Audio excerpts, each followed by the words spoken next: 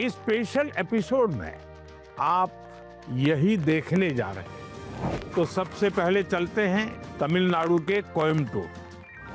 तमिलनाडु के स्टूडेंट्स की एनर्जी, उनकी क्यूरियोसिटी ने मुझे बहुत प्रभावित किया।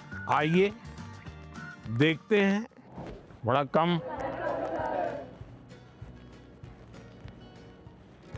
तो आप लोगों को कुछ खाने पीने को मिला कि नहीं? क्या मिला? नहीं, हमें घर से लेके आए थे।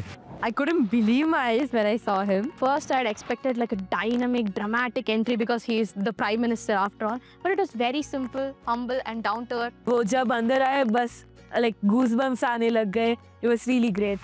ऐसा है कि मैं कई वर्षों से 10th और 12th के जो बच्चे हैं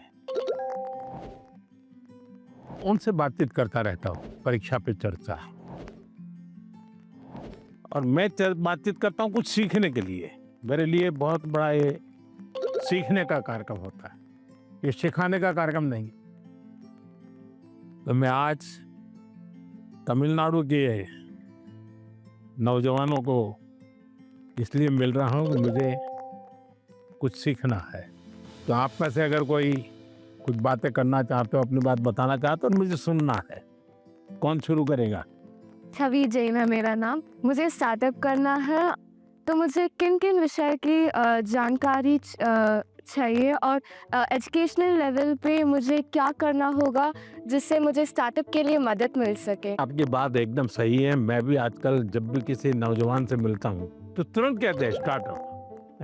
पहले आपका ध्यान इस बात पे होना चाहिए कि आप क्या करना चाहते हैं। इस बात पे होना चाहिए कि आप क्या करना चाहते हैं। कुछ स्टार्टअप ऐसे हैं जो सिर्फ टेक्नोलॉजी में इनोवेशन करना चाहते हैं। किसी को लगता है मैं ड्रोन बनाऊं, किसी को लगता है कि मैं घर में बिजली की व्यवस्था ऐसी खड़ी कर दूं। अपने किसी 4 दोस्तों को देख जानती हो जो टेक्नोलॉजी में एक्सपर्ट हैं। एक आध दोस्त है फाइनेंस में एक्सपर्ट है। चलो 4 लोगों की टोली बना दे, साइड में अपन स्टार्टअप शुरू करते हैं। जरूर नहीं कोई स्टार्टअप के लिए कोई 25 साल की उम्र चाहिए, आप कभी भी शुरू कर सकते हैं। छोटे छोटे स्टार्टअप से भी काम शुरू हो सकता है। तो मैं समझता हूँ कि अगर आपकी रुचि है तो बहुत अच्छी बात है। कुछ स्टार्टअप चलाते हैं, तुमको मिलने जाना और एक प्रोजेक्ट रिपोर्ट बनाओगे, उनको बताना चाहिए मैं स्कूल से हूँ, मैं स्कूल का प्रोजेक्ट बना रहा हूँ। तो वो छुपाएगा नहीं, आपसे बताएगा। तो धीरे धीरे आपको ज्ञान भी मिलेगा कैसे कर सकते हैं। सर, हमेशा मुझे ये डर रहता है कि कहीं मैं पढ़ाई में ज़्यादा फोकस करूँ तो मैं अपनी पैशन खो दूँ। अगर मैं अपने पैशन पे ज़्यादा फोकस करूँ तो मेरी पढ़ाई छूट जाएगी। दोनों के बीच में बैलेंस कैसे लाऊं? देखिए, पहली बात है कि 2 अलग चीजें, ऐसा आप मानते क्यों हैं? दोनों उपयोगी हैं। जैसे मान लीजिए आपको आर्ट का शौक है? और आपने साइंस का कोई विषय पढ़ा और उसमें कोई लैब की चर्चा है और कुछ केमिकल मिलाने की चर्चा है। तो आप ऐसा कीजिए, कागज लीजिए, लैब बनाए, कागज पे पेंटिंग कर लैब बनाए। फिर जो केमिकल पढ़ने के थे हर बोतल में केमिकल का नाम लिखे। फिर आप पढ़ने में आया था कि भाई इस केमिकल को मिलाने से ऐसा कलर बनता है, तो एक दूसरा चित्र बनाइए, उस पॉट के अंदर वो कलर। तो आपका चित्र का काम भी हो गया और आपको वो लेसन भी याद हो गया। यानी एक साथ दोनों चीजें बहुत अच्छी तरह से आप कर सकते हैं। आपके थकान को उतरने के लिए भी एक प्रकार से आपके पास जो कला है, क्राफ्ट की, जो कुछ भी आपकी सीखने की इच्छा है, वो आपको मदद कर सकती है। डेली या सप्ताह में 2 दिन आधा घंटा इसके लिए दो। समाज जीवन में जिसकी जरूरत है वो शिक्षा तो करनी है, लेकिन जो व्यक्ति के जीवन में उपयोगी है वो आप इससे कर सकती हैं। हमारा देश भी 2047 में डेवलप्ड राष्ट्रों के साथ एक होने वाला है। मेरा प्रश्न क्या है कि हम नवयुवक इसे हासिल करने के लिए क्या कर सकते हैं? मुझे अच्छा लगा कि मेरे देश के 10th 12th के बच्चों के मन में भी 2047 विकसित भारत का ड्रीम है। ये मेरे लिए बहुत बड़ी खुशी की बात है ना। आज मुझे अब मजा आएगा। वाह, देखिए ये चीज है ना। अब 2047 में विकसित भारत यानी क्या है? आपने कभी सिंगापुर के विषय में सुना होगा। सिंगापुर एक जमाने में एक मछुआरों का छोटा सा गांव था। उसमें से आज इतना बड़ा बन गया। तो ली कुआन यू कहते थे कि भाई अगर हमको डेवलप कंट्री बनना है तो हमें अपनी आदतें डेवलप कंट्री के लोगों की होती वैसी बनानी पड़ेगी। हमें थर्ड वर्ल्ड कंट्री की तरह कहीं पर भी कूड़ा कचरा फेंक दिया, कहीं पर थूक दिया, ये नहीं चल सकता। सिर्फ कहीं जाना है, भाई यहाँ पर रेड लाइट है, मुझे स्कूटर खड़ा कर देना चाहिए। अब छोटी सी चीज है कि भाई हम परिवार में तय करेंगे कि हमारे घर में खाने के बाहर कुछ भी जूठा नहीं छोड़ेंगे। बताइए, सब लोग ऐसा करें तो कितना खाना बचेगा, कितना बड़ा फायदा होगा। तो एक नागरिक के नाते मैं अगर इन चीजों का जीवन में ठीक से पालन करूं तो मतलब कि मैं विकसित भारत के लिए कंट्रीब्यूट कर रहा हूं। अब जैसे वोकल फॉर लोकल, मैं मेरे देश की चीजें खरीदूंगा, मैं भारत में जो चीजें बनी उसको लूंगा। जैसे मैं कहता हूँ मेड इन इंडिया। अब कुछ लोग पैसे वाले लोगों को लगता है दुबई में जाके शादी करेंगे। वाह, हिंदुस्तान में क्या कमी है भाई? हम सब देश के नागरिक छोटी छोटी चीजों को करें, हम जरूर विकसित भारत बनाने में अपना दायित्व निभा सकते हैं, हम कंट्रीब्यूट कर सकते हैं। He was shocked that, oh my God, a student is actually concerned about this. And he told us that it's the small steps that matter, not the large ones. मेरा आपसे प्रश्न ये है कि कोई भी छात्र या कोई भी मनुष्य अपना जीवन जब व्यतीत करता है तो बहुत सारे चुनौतियों का सामना करता है। जब चीज़ें डिफ़िकल्ट हो जाती है तभी हमको हमारा जो मोटिवेशन होता है जीवन व्यतीत करने में वो कम होता है। तो ऐसी स्थिति में सफलता प्राप्त करने के लिए हमें मोटिवेशन की ज़रूरत है या अनुशासन की? दोनों चीजें महत्वपूर्ण है जीवन में। अगर अनुशासन है ही नहीं तो कितना ही इंस्पिरेशन होगा तो वो इंस्पिरेशन क्या काम का आएगा? मान लीजिए एक किसान है, उसको प्रेरणा मिल रही है, बगल वाला किसान बहुत फसल कर रहा है, इंस्पिरेशन है कि यार उसकी तो 1 एकड़ भूमि है, मेरी तो 4 एकड़ भूमि है, वो ज्यादा कमाता है, मैं कम कमाता हूं, तो उसको इंस्पिरेशन तो वहां से मिलता है। लेकिन ये बारिश के पहले जोतना चाहिए, वो सोचना नहीं, देखेंगे अब हफ्ते के बाद करेंगे। अगर खेत जोतेगा नहीं और बारिश आ गई फिर वो कुछ भी करे, उसकी तो हालत खराब ही रहेगी। तो उसके अंदर वो डिसिप्लिन नहीं था, इंस्पिरेशन था कि मैं उसकी जितनी कमाई करूं, लेकिन डिसिप्लिन नहीं थी। भाई मुझे इस समय के पहले खेत जोत के रखना चाहिए, बीज की जरूरत है ला करके रखना चाहिए, बीज को तैयार करने का काम करना चाहिए, तो डिसिप्लिन नहीं था। जीवन में डिसिप्लिन बहुत अनिवार्य है। इंस्पिरेशन में सोने में सुहागा का काम करता है। अगर डिसिप्लिन नहीं है, कितना ही इंस्पिरेशन क्यों ना हो, वो फिर बोझ बन जाता है, निराशा पैदा करता है। When I asked my question, it was a question that was stuck with me from so many years. Now, finally, I feel great and honored to get a clarity from a person who I've looked up to. Sir, आजकल के ज़माने में AI का प्रभाव बढ़ते ही जा रहा है। हम देख सकते हैं कि कई कंपनियों में इंसान नहीं बल्कि एआई एम्प्लॉइज़ भी होते हैं। तो मेरा ये सवाल है कि क्या हम एआई को डरना है और हम अपने फ्यूचर करियर लेने के समय क्या क्या याद रखना चाहिए? देखिए, हर युग में जब भी कोई नई टेक्नोलॉजी चर्चा होती है, कंप्यूटर आया तो चर्चा हो रही, क्या हो जाएगा सब, तो ये हर युग की ये चर्चा का विषय रहा है। हमें किसी चीज से डरना नहीं चाहिए। हमारी कोशिश होनी चाहिए, एक, हम उसके गुलाम नहीं बनेंगे। मैं अपने जीवन में मैं ही निर्णायक रहूंगा, वो मेरा मालिक नहीं बनेगा। जैसे कुछ बच्चों का है, मोबाइल उनका मालिक बन गया। अगर मोबाइल नहीं है तो खाना नहीं खा सकता है, टीवी नहीं है तो जी नहीं सकता है। मतलब ये आप उसके गुलाम बन गए। मैं गुलाम नहीं बनूंगा।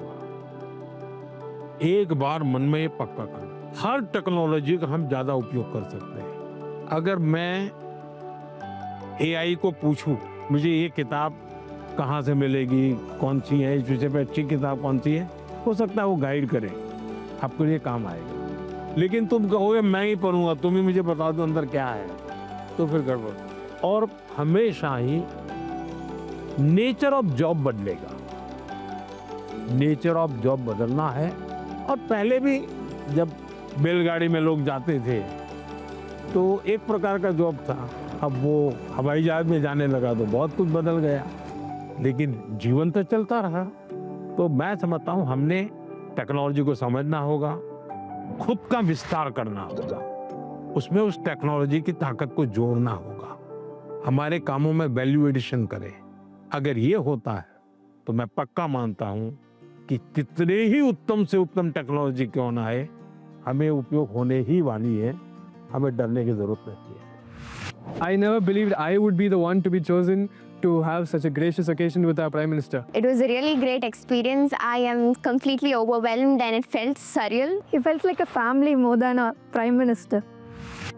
साथियों, कोयम्बटूर के हमारे युवा साथी पढ़ाई के साथ साथ एआई, स्टार्टअप और फ्यूचर की टेक्नोलॉजी को लेकर बहुत जागरूक है। और मैं कह सकता हूँ यही तो है युवा भारत की युवा सोच, जो विकसित भारत 2047 के संकल्प को नीत नई मजबूती दे रही है। साथियों, परीक्षा पे चर्चा का मतलब ही है साथ बैठकर बात करना और एक दूसरे से सीखना। और इसी सिलसिले को आगे बढ़ाते हुए हमारी चर्चा कुछ हफ्तों के बाद कोयम्बटूर से निकल करके छत्तीसगढ़ की राजधानी रायपुर पहुंच गई। वहां भी बच्चों से मेरी बहुत दिलचस्प बातें हुई और मैं कह सकता हूं सिर्फ बातचीत नहीं, बहुत मजेदार चीजें खाने का भी मौका मिल गया। आप भी इसका आनंद लीजिए।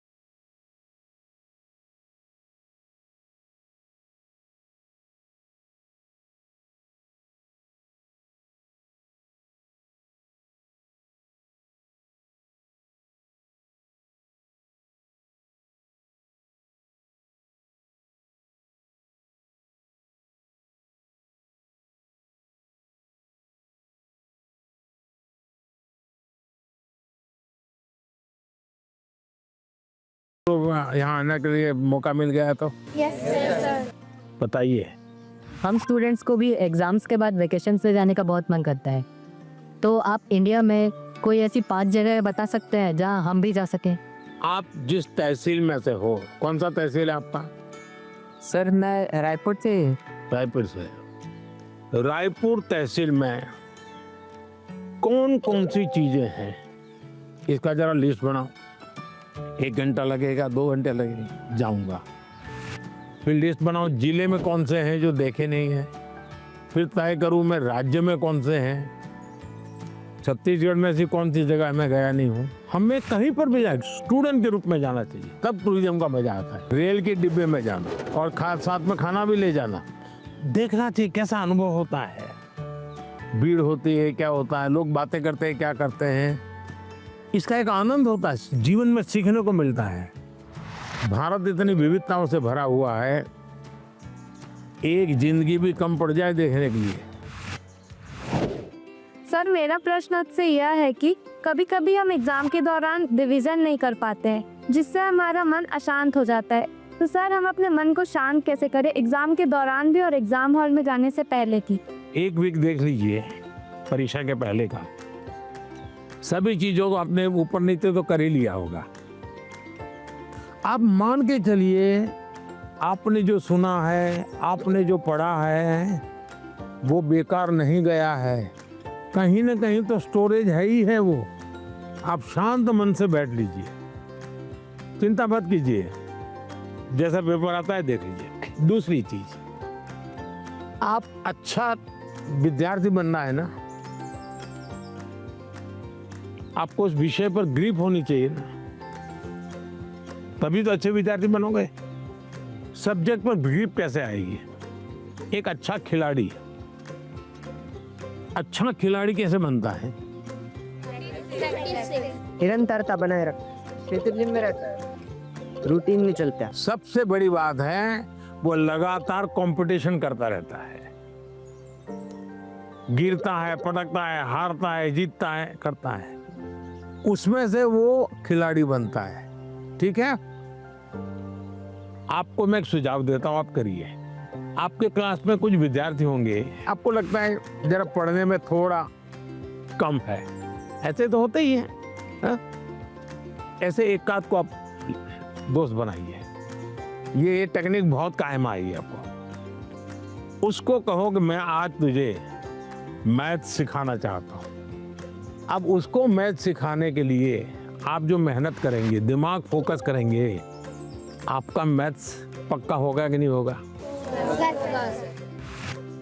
मैं ताइक्वांडो खेलती हूँ और मैं आगे चल के स्पोर्ट्स पर्सन बनना चाहती हूँ। अपनी स्टडीज़ और स्पोर्ट्स को बैलेंस करके कैसे रख सकती? शिक्षा की जीवन में भी जरूरत है, समाज जीवन में भी जरूरत है, इसको अंडर एस्टिमेट नहीं करना चाहिए। ये गलती कभी मत करना कि खेल में मैं बहुत अच्छा हूं इसलिए मुझे पढ़ने की जरूरत नहीं है, लेकिन शिक्षा ही सब कुछ कर लेगी ऐसा नहीं है। आप में हुनर है, जो भी है उसको डेवलप करना चाहिए। खिलाड़ी बनने के लिए खेले वो एक विषय है, लेकिन जिंदगी में खेल होना चाहिए, ये भी बहुत जरूरी है। जिंदगी खेल होने से बचाना है तो जिंदगी में खेल होना चाहिए। खेलना भी है, खेलूंगा तो खिलूंगा, और पढ़ना भी है ताकि और लोग कहें नहीं कि इसको कुछ पढ़ना उड़ना आता नहीं इसलिए मैदान में रहता है। नहीं, पढ़ने में भी मैं पावरफुल हूँ, खेलने में भी पावरफुल। वो जो भी बताए उसको मैं अपने लाइफ पे इम्प्लीमेंट करने का कोशिश करूँगी, और मैं लफ्ज़ों में बयान नहीं कर सकती आज जो भी हुआ। सर मेरा सवाल ये है, जैसे कुछ सालों पहले आपने स्वच्छ भारत स्टार्ट किया था, हमारा नया रायपुर भी डेवलपमेंट की ओर जा रहे हैं, तो हम एज अ स्टूडेंट उस डेवलपमेंट के लिए या अपने इन्वायरमेंट को प्रोटेक्ट करने के लिए क्या कंट्रीब्यूट कर सकते हैं? प्राकृतिक संपदा को बचाने का हमारे स्वभाव में होना चाहिए, और धीरे धीरे हमें लोगों को जोड़ना चाहिए।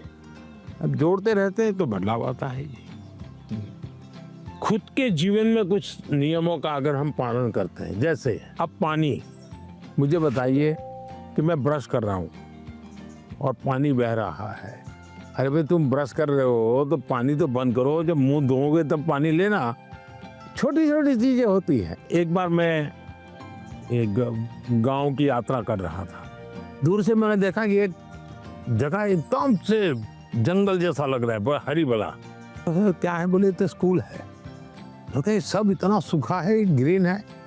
वहाँ एक टीचर थे, उस टीचर ने ये जो पेट्रोल पंप होता है, वहाँ जो ऑयल के कैन वगैरह होते हैं वो इकट्ठे करते थे वो, और बच्चों को कहते थे कि तुम्हारे घर में वो जो पानी होता है जिसमें खाने का कुछ अंश होता है, वो इस बोतल में रोज़ स्कूल आओगे तब भर करके आना। तो सारे बच्चे वो बोतल भर के या जो उनको कंटेनर दिया है वो भर करके आते थे, और उन्होंने वहाँ पेड़ लगाए थे। हर बच्चे को एक पेड़ दे दिया गया था, वो जो पानी ले आता था वो उसमें डालना होता था। उसको फर्टिलाइजर का भी काम करता था, सब्जी वब्जी के टुकड़े होते थे। उसके कारण वो पूरा स्कूल को चारों तरफ एकदम से ग्रीन बन गया था। एक टीचर ने इतना बड़ा परिवर्तन लाया। मानवीय रूप से व्यवहार करे तो बदलाव शुरू हो जाता है। छोटी चीजें हैं, हम आराम से कर सकते हैं। समाज का वातावरण हमारे स्वभाव में आना चाहिए। आप इतने साल से देश को संभाल रहे हो, देश के लीडर हो, तो आप फ्यूचर जनरेशन से, हम बच्चों से ऐसी कौन सी क्वालिटी एक्सपेक्ट करते हो कि हमारे अंदर आनी चाहिए एक लीडर के रूप में? ऐसा लीडर बनना है कि लीडर बनना है? दोनों बनना है। देखिए, पहले लीडर बनिए। जो काम है मन में तय करिए, कोई करे या ना करे, मैं करूंगा। जब ये शुरू आ जाएगा, मैं अपने से शुरू करूंगा, तो आप देखिए अपने आप लीडरशिप आना शुरू हो जाएगी। जैसे मान लीजिए यहाँ कूड़ा कचरा है, आप जा रहे हैं और आपने एक उठा लिया, तो आपके साथ जो 4 लोग चलते होंगे ना, आपने देखा होगा, वो भी, उनको भी लगे यार उठा लो। मतलब आप लीडर बन गए कि नहीं बन गए? अच्छी चीज है, हमें अपने आप को हमेशा लीडर रोल में तैयार करना चाहिए। ये अच्छा विश्वास है, विचार भी अच्छा है।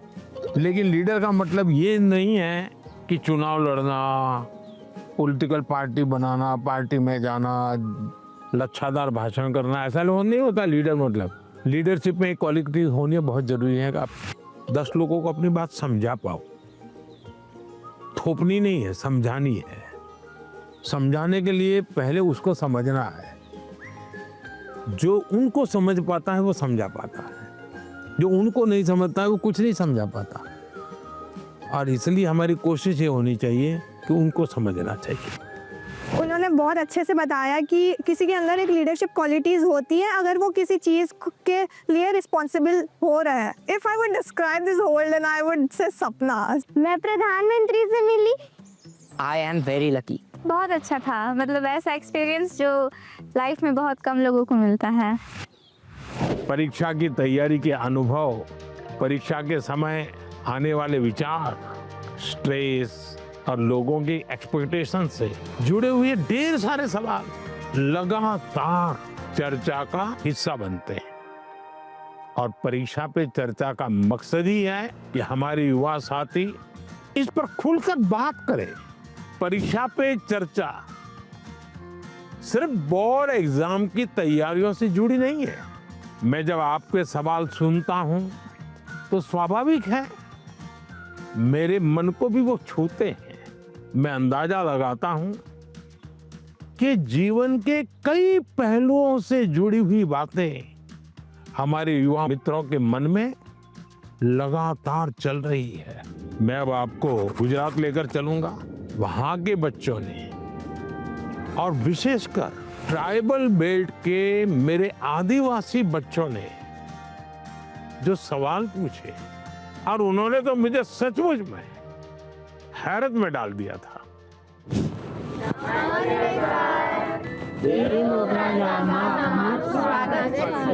वाह, पर मैंने तो કહ્યું આજે બધાને હિન્દીમાં બોલવાનું છે।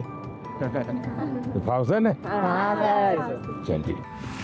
सर जब आए तो हमने देखा कि उन्होंने एक कोटी पहन रखी है जिस पे वर्ली आर्ट है। तो हमारे आदिवासी समाज में वर्ली आर्ट का बहुत महत्व है, तो हमें ये देख के बहुत अच्छा लगा।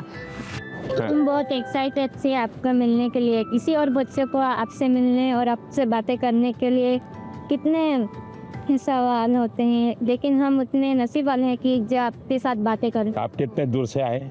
हम यहाँ डेडियापाड़ा से। डेडियापाड़ा से ही आए? अच्छा। हम मांडवी से। मानवी, अच्छा। क्या नाम? जय। जय और रवि है। इतने बड़े हो गए आप लोग। पहचानते इनको? बताया कैसा मेरा परिचय आपसे? इनकी हिम्मत आई कि नहीं आई सबका? हाँ, ये मुझे पहले भी एक बार मिलने आए थे दोनों। चलिए बताइए, आप लोग कुछ पूछना चाहते हो, कुछ जानना चाहते हो, बताइए।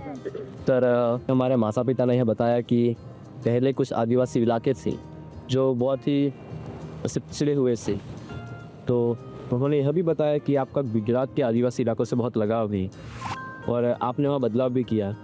तो मैं जानना चाहूँगा कि आपको इस चीज़ की प्रेरणा कहाँ से हुई? आपको पाल चित्रिया की घटना मालूम है? हाँ। है?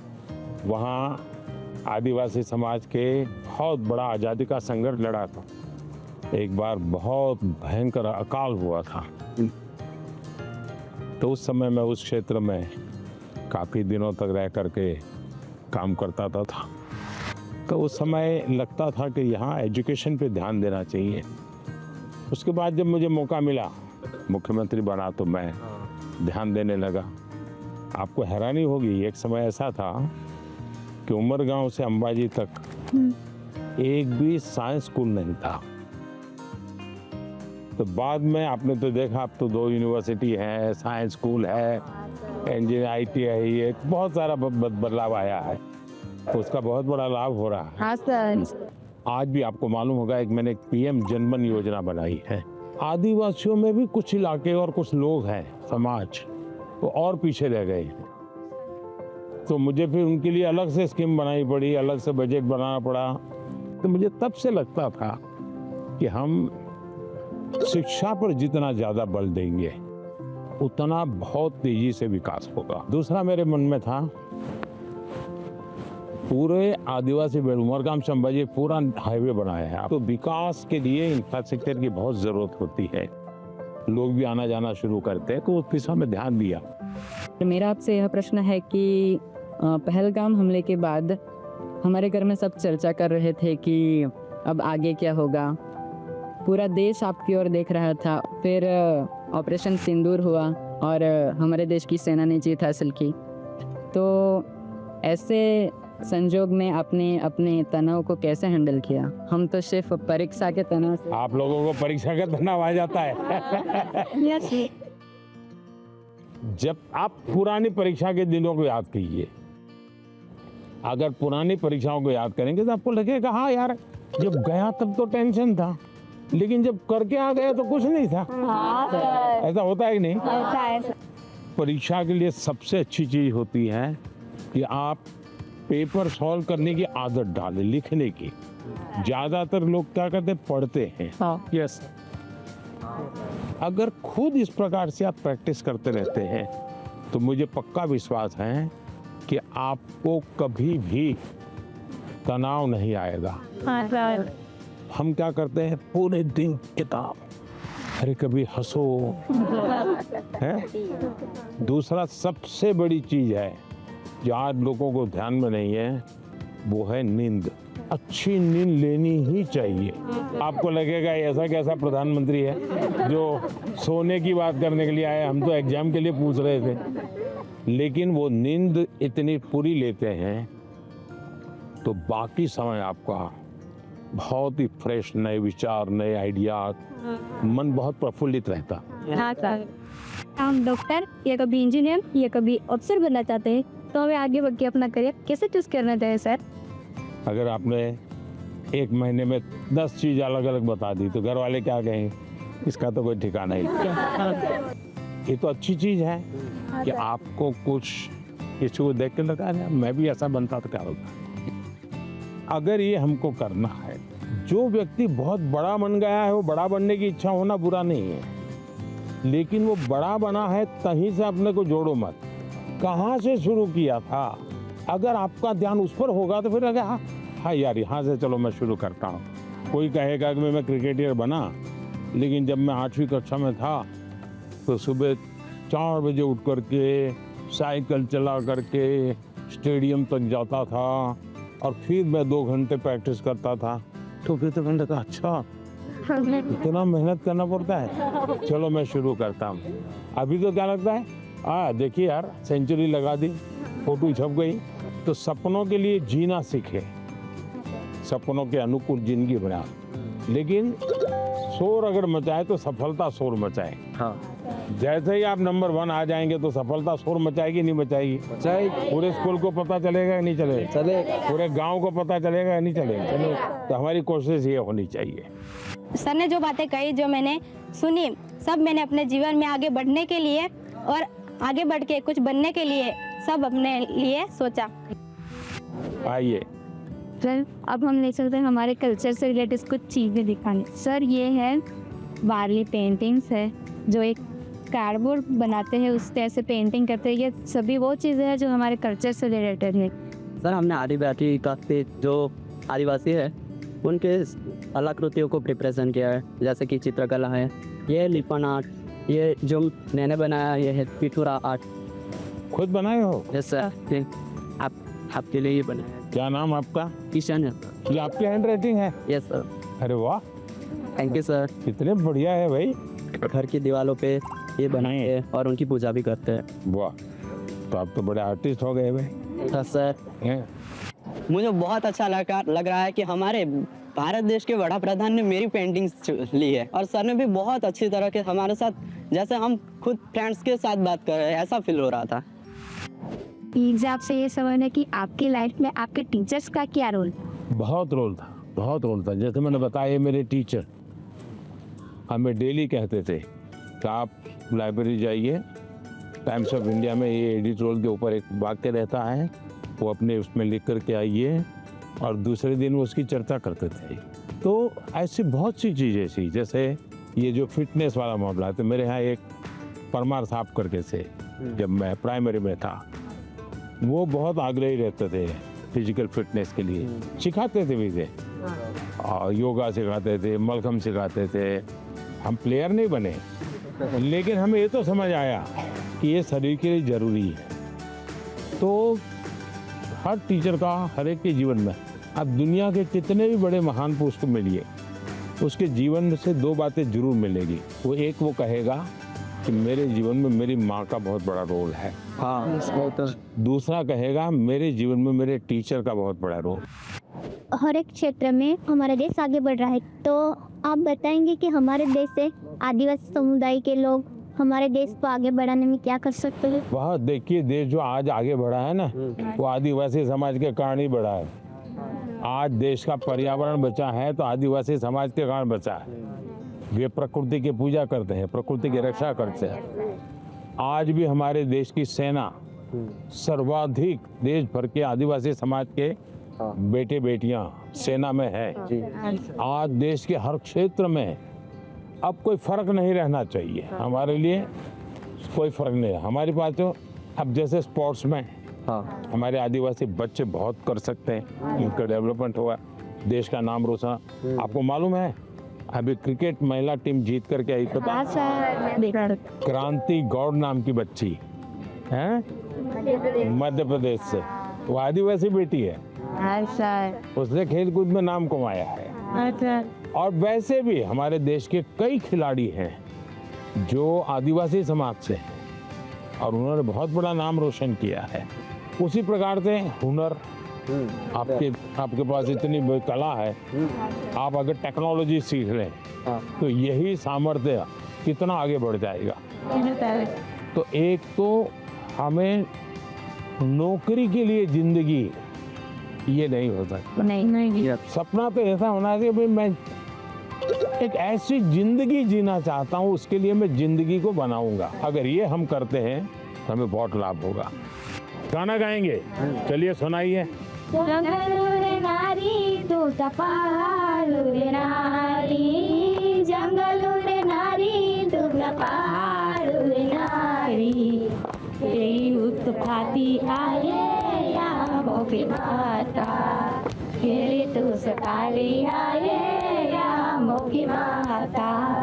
हम सबने मिलके उनके लिए गाना गाया जो कि यहाँ मोगी माता के बारे में था।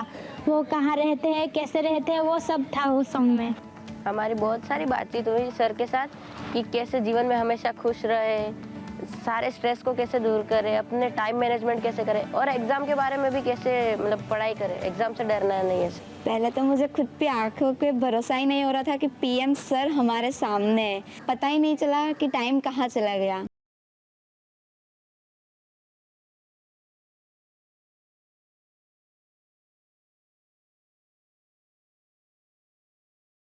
परीक्षा पे चर्चा का हमारा सफर अष्टलक्ष्मी यानी नॉर्थ ईस्ट भी पहुंचा, और गुवाहाटी में परीक्षा पे चर्चा, और वो भी ब्रह्मपुत्रा के उस बहते हुए प्रवाह के बीच मजे से सैर करते करते चर्चा भी चलती रही।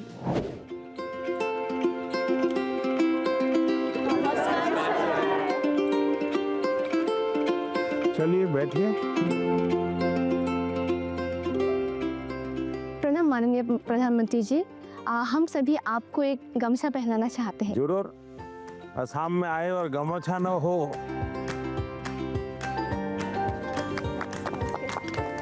वाह, उनका जो प्रेजेंस है ना वो बहुत ही कामिंग है, लाइक रिलैक्स जैसा लग गया। बैठे रहने पर जो एंजाइटी होती है सब निकल गया। उनके साथ एक साथ बहुत बातें की फिर हमने। अच्छा, आप लोगों ने परीक्षा पे चर्चा कार्यक्रम पहले कभी देखा है टीवी पर? अच्छा, कभी आप लोगों ने वो किताब देखी? Exam warrior. तो उसमें से फिर आपको पहले जो सोचते थे परीक्षा के पहले और अब सोचते हैं, उसमें क्या फर्क है? किताब पढ़ने के बाद या कार्यक्रम देख क्या फायदा हुआ आपको? परीक्षा से इतना डर नहीं लगता। आपके जो मंत्र दिए हैं ना, वैसे जैसे कि लाइक परीक्षा को एक सेलिब्रेशन उत्सव की तरह सेलिब्रेट करना चाहिए। तो अब थोड़ा थोड़ा परीक्षा की तरफ से मतलब डर कम रहा है। पर अब लेकिन डर तो घर के लोग डराते हैं ना। हाँ? पूछते हैं कि लाइक वो 1 नंबर कहाँ गया, क्यों काटा 1 नंबर। जीवन में अगर संतोष हो जाता बस बहुत हो गया, अब क्या, तो फिर जीवन में प्रगति नहीं होती। ये जीत तो रहनी चाहिए मन में, लेकिन उसके लिए मैंने मंत्र में एक बात बताई है। सर, हमें किसी और से प्रतियोगिता नहीं करना चाहिए। या शाबाश, मैंने ये कहा है कि हमने लगातार खुद से कंपटीशन करते ही रहना चाहिए। कोई हमें कहता भी 99 आए, 1 क्यों नहीं आया? ठीक है, उन्होंने कहा, बात अलग है। लेकिन खुद को भी पूछना चाहिए कि मेरे जीवन में ये बदलाव क्यों आया, ये कमी क्यों रही, क्या कारण था? अच्छा, आपके मन में कुछ सवाल होंगे तो जरूर पूछिए। मेरा आपसे यह प्रश्न है कि मैंने सुना है कि आप अपने रोजमर्रा की जिंदगी में एक पर्टिकुलर डाइट हेल्दी रहने के लिए फॉलो करके चलते हैं। तो हम छात्र ऐसा कौन सा मैजिकल डाइट फॉलो करके चले जिससे कि हम एनर्जाइज्ड और फोकस रह पाए और हमारा सबसे बेहतर प्रदर्शन आ पाए परीक्षाओं में? हकीकत ये है कि मेरा कोई डाइट का सिस्टम ही नहीं है, क्योंकि मैं पहले अलग अलग परिवारों में भोजन करता था, तो इतना ही रहता था कि मैं वेजिटेरियन हूँ तो वेजिटेरियन खाऊंगा। फिर उस घर में जो होता था वो मैं खाता था। दूसरा, मुझे खुद को कभी पकाना पड़ता था, कभी खिचड़ी पका देता था। खिचड़ी खाते हैं नहीं हम। डाइट आपकी पसंद का होना चाहिए, यानी ऐसा नहीं दवाई की तरह डाइट नहीं खाए। तय करो कि पेट भर के खाना है कि मन भर के खाना है। आप ज्यादातर लोगों के क्या होता है, मना न करे तब तक खाते रहे। अनाज जो है पेट भर के खाते हैं, लेकिन सांस सीना भर के नहीं लेते हैं। यहां उल्टा करना चाहिए। दिन में जब भी मौका मिले एकदम शरीर भर जाए इतना सांस लेना चाहिए। हो सके तो कुछ पल उसको रोकना चाहिए और फिर धीरे से निकालना चाहिए। हम लोग क्या करते हैं, खाना यानी बाकी 50 कामों में शरीर को सबसे आखिरी प्रायोरिटी देते हैं, लास्ट प्रायोरिटी। अच्छा, आप में से कितने लोग हैं जिन्होंने नियम बनाया कि हम सूर्योदय देखेंगे या नहीं देखेंगे? ऐसे कितने? सनराइज, ये शरीर को ये चीजें एक ताजगी देती हैं, एक एनर्जी देती हैं। इनको हमने आदत बनाई है, शरीर को सबसे पहले प्रायोरिटी दिलाती। सर, अक्सर हमारे माता पिता हमारे दोस्तों के साथ हमारी तुलना करते हैं, परंतु उससे ज़्यादा दबाव हम पर तब पड़ता है जब हमारे अपने घर वालों या भाई बहनों से तुलना की जाती है। तो ऐसी परिस्थिति में हमें क्या करना चाहिए? मान लीजिए कह दिया पिताजी ने कि देख तेरी बहन के अक्षर कितने बढ़िया है, उसके हैंडराइटिंग कितने अक्षर है, तो अच्छा व्यक्ति क्या करेगा? उस बहन को कहेगा, बहन मुझे सिखाओ ना, मैं कैसे हैंडराइटिंग अच्छा बनाऊं। दूसरा क्या करेगा? बस ये माँ पापा माँ को बहन ही अच्छी लगती है, उसके हैंडराइटिंग अच्छे लगते, मैं इतनी मेहनत कर रहा हूँ देखते नहीं है। अगर परिवार में भी किसी एक की अच्छाई की बात होती है तो हमने उस भाई या उस बहन से उसकी अच्छाइयों को सीखने का प्रयास करना चाहिए और पिता माता को कहना चाहिए कि आपने अच्छी बात बताई, ये चीज मेरे में नहीं है, मुझे बताइए मैं कैसे इसको तैयार करूं। तो पिता माता का आपकी तरफ देखने का दृष्टिकोण, देखिए ये बुरा नहीं मानता है, ये इसमें से सीखने का प्रयास करता है। कंपैरिजन से माँ बाप ने बचना चाहिए और मैं हर माँ बाप से कहता हूँ कि कृपा करके आप परिवार में किसी के सामने उतनी तारीफ न करें ताकि बच्चे की आदत खराब हो जाए। इतनी तारीफ न करें एक बच्चे की कि दूसरे बच्चे को लगे कि देखो हर बार ये तो इसकी बात दुनिया में बताते रहते, मेरी को बताते नहीं। परिवार में अगर निकट हमसे कोई ज्यादा अच्छा है, हमें मनोमन उसको गुरु मान लेना चाहिए। उसको पता नहीं होना चाहिए कि आप उसको गुरु मानते हैं। अब उसको कहना चाहिए यार तुम बैडमिंटन बहुत बढ़िया खेलते हो, मेरी गलती क्या होती है मुझे सिखाओ, तो वो भी अपने आप को बड़ा नहीं मानेगा, वो कहेगा यार ये मेरे से सीखना चाहता है, वो अपने को बराबर ही मानेगा। नर्वसनेस तो ऑब्वियसली थी ही, पर साथ में बहुत उत्साहित भी फील हो रहा था, बहुत खुशी हो रही थी कि मैं मोदी जी से मिलने वाली हूँ। मतलब मुझे लगा नहीं था ऐसा मेरे साथ कभी होगा, पर जब हुआ तो बहुत ही खुशी हुई। अक्सर छात्रों को स्टेज में या फिर लोगों के सामने बात करने में तकलीफ होती है। इसमें आत्मविश्वास बढ़ाने के लिए आप हमें क्या सलाह देना चाहेंगे? तो आप अगर उनको सलाह देनी है तो क्या दोगे? हाँ, आइए मेरे पास, आगे आगे सब लोग आइए। अगर किसी को 1 2 3 में कहना है तो कैसा है? आत्मविश्वास रखना चाहिए। हाँ, ये आत्मविश्वास जो है ना, उसमें 2 शब्द है। 2 शब्द कौन कौन से? जिसका अपने आप पर विश्वास है उसको कभी डर नहीं लगता। आपको अपने पर विश्वास है क्या? अगर खुद पर विश्वास है तो आप हर चीज को पार कर सकते हैं। जिसको खुद पर विश्वास होता है करता क्या है? पूरी परिस्थिति का मनोमन अध्ययन करता है। आपने स्वामी विवेकानंद जी का ने एक चिट्ठी लिखी थी जब शिकागो में उनका भाषण हुआ, जो बहुत प्रसिद्ध भाषण है और विवेकानंद जी की बहुत तारीफ भी होती है। लेकिन उन्होंने अपने एक शिष्य को चिट्ठी लिखी, जब मुझे शिकागो में बोलना था मैं बहुत नर्वस हो गया कि दुनिया के इतने बड़े बड़े विद्वान, आयु में इतने बड़े बड़े लोग, इतने तपस्वी लोग, मैं क्या बोलूंगा। तो उन्होंने उसको लिखा मैं बहुत आप, और फिर बोले मैंने मन में माँ सरस्वती को याद किया और माँ सरस्वती को मैंने कहा कि माँ मुझ में जितनी शक्ति है उसको जगा दो, जो कुछ मैं सीखा हूं वो एक साथ मेरे जुबा पे आ जाए। बोले मैंने ऐसी प्रार्थना की और मैं गया मंच पे, और जब मैंने sisters and brothers of America ऐसा कहता ही 2 मिनट तक तालियां बजती रही। बस वो एक टर्निंग पॉइंट बन गया, विश्वास आ गया। नहीं, मैं सोचता था वैसा मैं नहीं हूं, मेरे भीतर तो कुछ है, आत्मविश्वास आ गया। तो हर एक के जीवन में आज कितने ही अच्छे वक्ता क्यों ना हो, कितने ही बड़ा अच्छे खिलाड़ी, आपने देखा होगा क्या सचिन तेंदुलकर कभी 0 से आउट नहीं हुए क्या? होता तो वो सर पकड़ के बैठ गए क्या?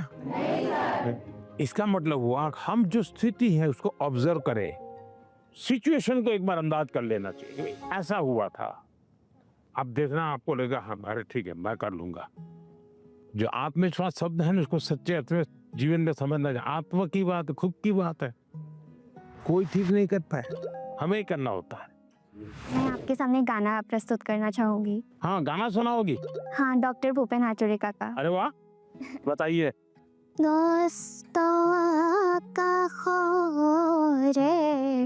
সপোন ৰহত ভাঙি ক্লান্ত লুই তৰে হেঙুলীয়া পানী। वाह। हमारे गांव में हमारे घर के पास माईजान टी स्टेट है। हाँ, पर मेरी मम्मी 8 सालों से चाय पत्ती तोड़ने की काम करती है। ओ, तो आप चाय बागान से है। यस। आप पढ़ती हैं अच्छी तरह, माँ पढ़ाती है और चाय का भी काम करती है। तो क्या लाई हो? आपके लिए चाय पत्ती लाई। तो मुझे चाय बनानी होगी। हैं? चलिए, बहुत बहुत धन्यवाद। आपकी माँ को हमारा प्रणाम कह देना। मैंने कभी सोचा ही नहीं था कि टी गार्डन का लड़का होकर मैं प्रधानमंत्री जी से मिल पाऊंगा। मुझे विश्वास ही नहीं हो रहा है कि मैं प्रधानमंत्री जी से मिल पाया। इतना जनरेशन गैप होने के बाद भी जब वो हमारे बातों को समझते हैं, मतलब बहुत अच्छा लगा। आपने देखा कि कैसे एग्जाम की बात तो हुई ही, साथ ही लोकल संगीत, असम की चाय, वो भी परीक्षा पे चर्चा का यादगार हिस्सा बन गई। परीक्षा एक ऐसा अवसर है और परीक्षा के लिए हेल्दी कंपटीशन की भावना हमारी तैयारी को और बेहतरीन बनाती है। इन सभी चर्चाओं में स्थान अलग अलग थे, स्टूडेंट्स अलग अलग थे, अनुभव अलग थे, लेकिन हर चर्चा का उद्देश्य एक ही था। हर स्टूडेंट को सुनना, समझना और साथ मिलकर कुछ न कुछ सीखना। आप सभी को मेरी बहुत बहुत शुभकामनाएं। बहुत बहुत धन्यवाद।